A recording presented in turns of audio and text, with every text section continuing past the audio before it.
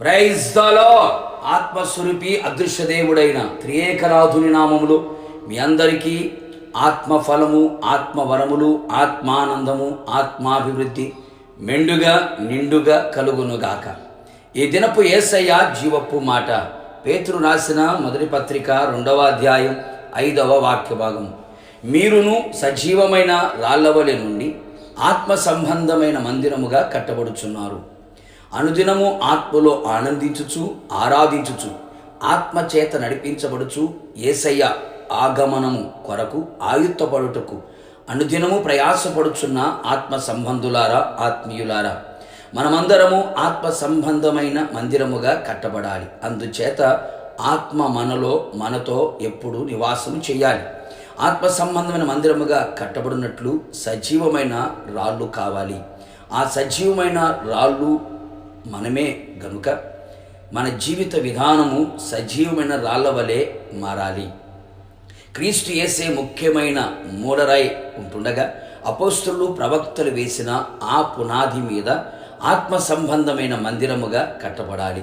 సజీవమైన రాళ్లతో కట్టబడిన మందిరము జీవము గల మందిరముగా, సజీవుడైన దేవుడు నివసించే మందిరముగా ఉండును.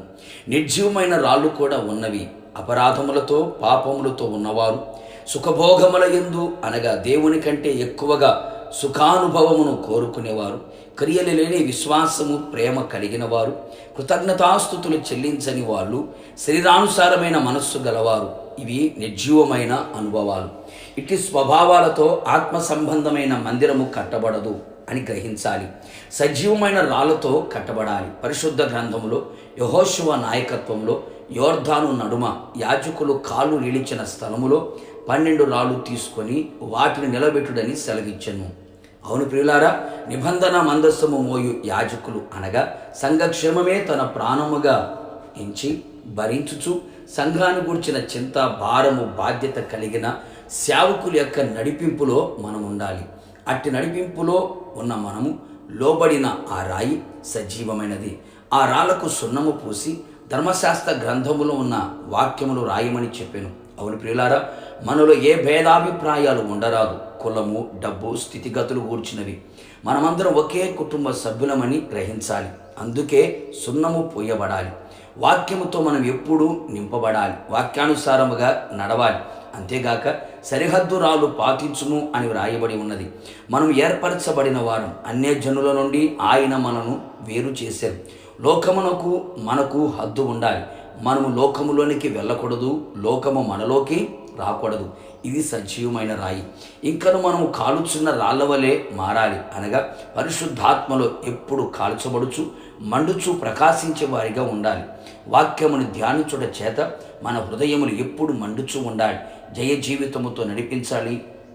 ఇట్టి సజీవమైన రాళ్లతో ఆత్మ సంబంధమైన మందిరముగా కట్టబడుదుముగాక. ప్రార్థన. ప్రియ పరిశుద్ధాత్ముడా, ఈ పరిశుద్ధ పాదములకి స్తుతులు, స్తోత్రములు చెల్లించుచు ఉన్నాం. అవును తండ్రి, మేమంతా సజీవమైన రాళ్ల వలె ఉండి ఆత్మ సంబంధమైన మందిరముగా కట్టబడ్డానికి సహాయం చేయండి. నిర్జీవమైన రాళ్ల స్వభావాలు మాలో కనబడనివ్వకుండా సజీవమైన రాళ్ల స్వభావాలు మాలో కలుగు చేయండి. నడిపింపుకు లోబడిన వారిగా, ఏ భేదాభిప్రాయాలు లేని వారిగా, వాక్యానుసారంగా జీవించే వారిగా, హద్దులు కలిగిన జీవితం జీవించేవారిగా, జయ జీవితం కలిగిన వారిగా మీ సన్నిధిలో కనబడినట్లుగా క్రీస్తు యేసు ముఖ్యమైన మూలరాయి ఉంటుండగా అపోస్తులు, ప్రవక్తలు వేసిన ఆ పునాది మీద ఆత్మ సంబంధమైన మందిరముగా కట్టబడి మీరు అక్కడ సిద్ధపడినట్లుగా కృపదయ చేయమని యేసు నామములో అడుగుచున్నాను తండ్రి, ఆమేన్.